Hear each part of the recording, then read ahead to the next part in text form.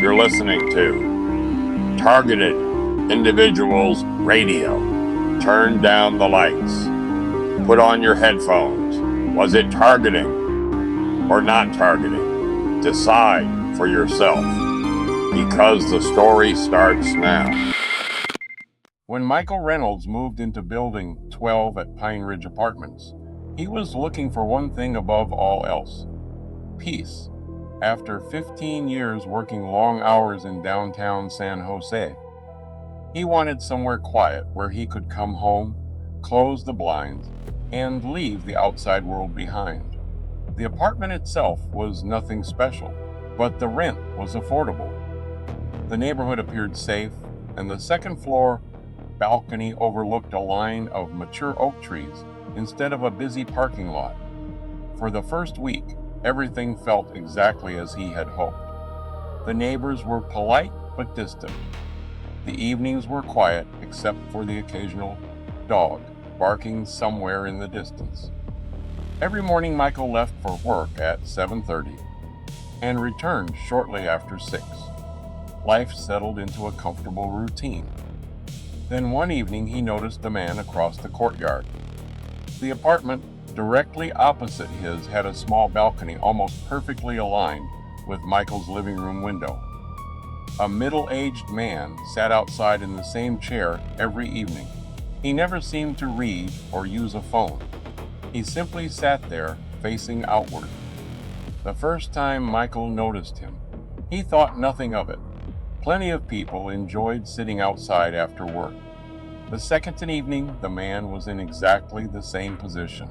The third evening, he was there again.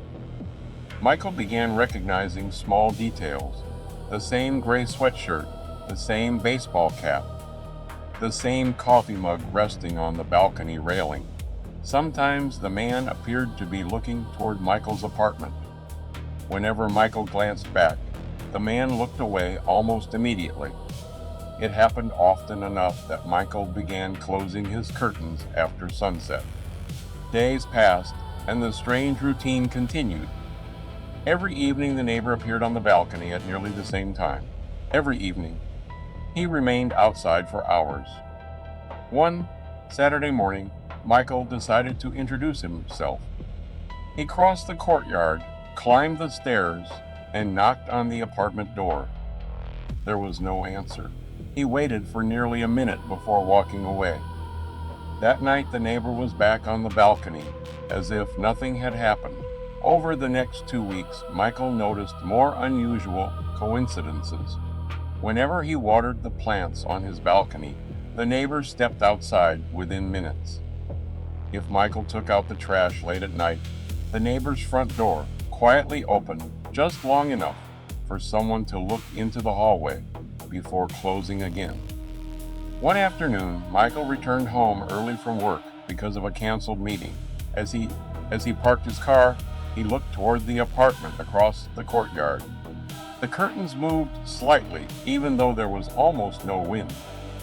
He could not shake the feeling that someone had been watching him arrive. He tried to ignore it. He reminded himself that apartment living meant constantly seeing the same people. Routine naturally creates patterns. Still, curiosity slowly replaced comfort. One evening he stood behind the edge of his curtain and watched the opposite balcony without turning on his lights. The neighbor walked outside, carrying the same coffee mug, and sat down in the familiar chair. For nearly an hour, he barely moved. Occasionally, he looked across the courtyard toward Michael's apartment, then back toward the trees. Nothing about the scene proved anything, yet Michael found himself watching far longer than he intended. The following weekend, another strange event occurred. Michael left town for 2 days to visit his sister. When he returned Sunday evening, he discovered a package waiting outside his apartment door. It had been delivered while he was away. Before picking it up, he looked across the courtyard. The neighbor was already sitting outside. As Michael carried the box indoors, he could have sworn the man smiled briefly before taking another sip from his mug. That night, sleep came slowly.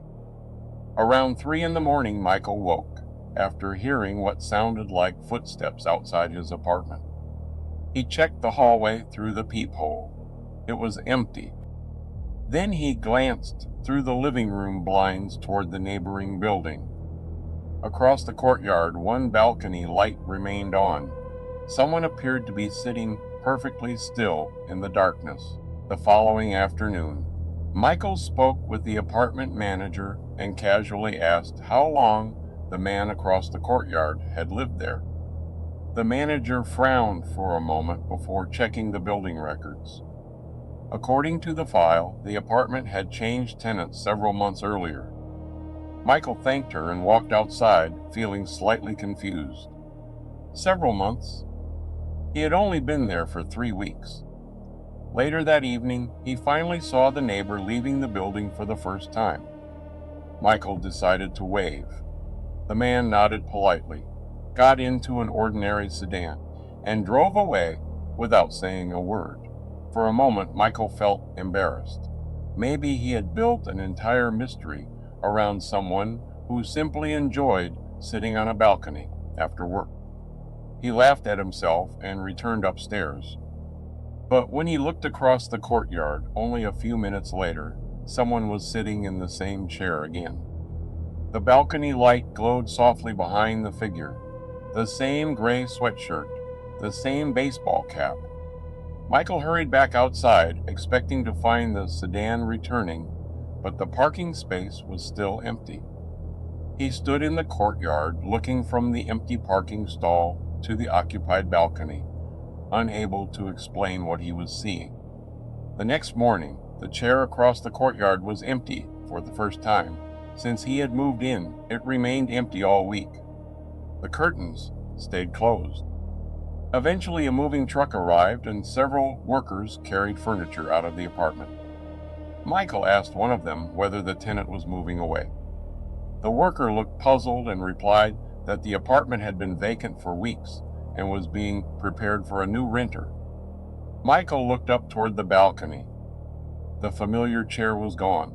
So was the coffee mug. There was nothing left except an empty concrete floor and a sliding glass door reflecting the afternoon sun. Even now, whenever Michael stays in a hotel or moves into a new apartment, he always checks the balconies across the way before unpacking. Most of the time, they are empty, but every once in a while, he notices a single chair facing directly toward his window, and for reasons he cannot explain, he closes the curtains before the sun goes down. We'll be back right after the next Targeted Individuals Radio transmission. Don't forget to like and subscribe if you liked this story.